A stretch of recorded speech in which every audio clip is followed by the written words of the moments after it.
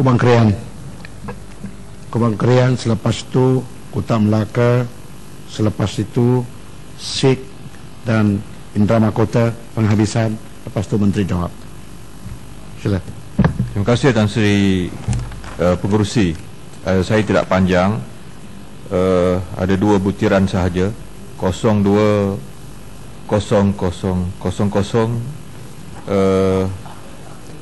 perdagangan dalam negeri yang ada menyatakan tentang pembekal perusahaan kecil dan sederhana Bumi Putra yang disenaraikan di hypermarket. Saya ingin mendapat penjelasan daripada pihak kementerian, bagaimanakah progres dan respons daripada hypermarket ini terhadap pembekal PKS.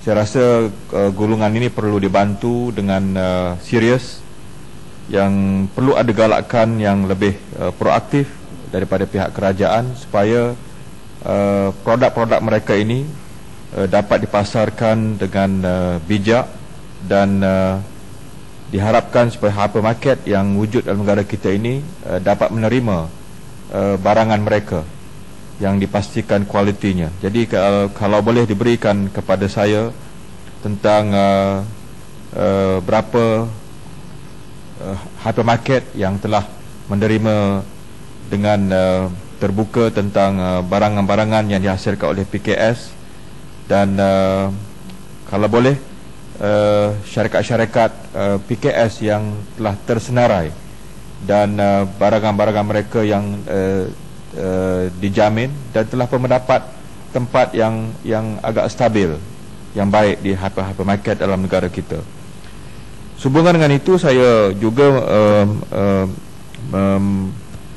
membaca tentang kedai rakyat yang di bawah Majlis Agama Islam Wilayah Persekutuan yang tawar diskaun 40%. Tajuknya amat menarik, ya.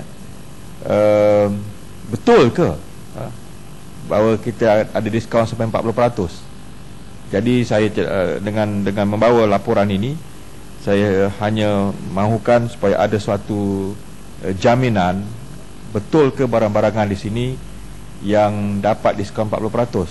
Kalau begitu, saya rasa semua yang akan bergembira.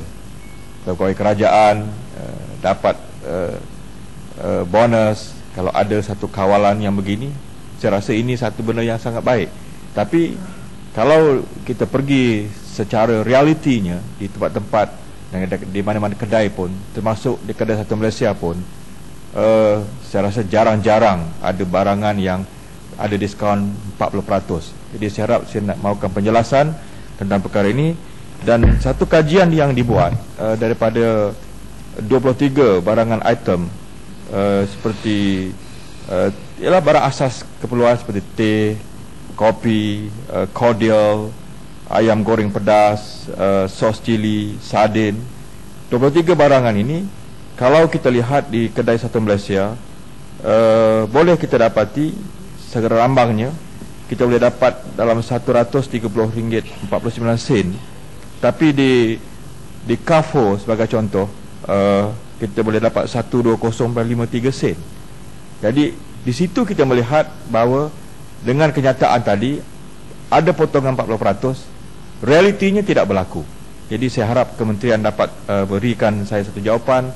Janganlah pandai-pandai letak 40%, tapi hakikatnya kita pergi pada kedai ini tak dapat pun 40%. Kemudian saya juga ingin mendapat kepastian daripada 03000 tentang gerakan kepenggunaan ini. Ini topik akhir, Tan Sri.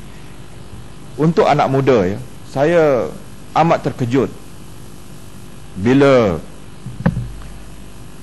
saya dapati memang tawaran-tawaran prepaid. Ini saya harap kementerian ambil satu nota yang penting, ya. Bayar prepaid ini tak betul sebenarnya. Prabayar ini banyak penyelewengan. Saya pernah menggunakan prepaid ini, saya nak test, ada baki RM11.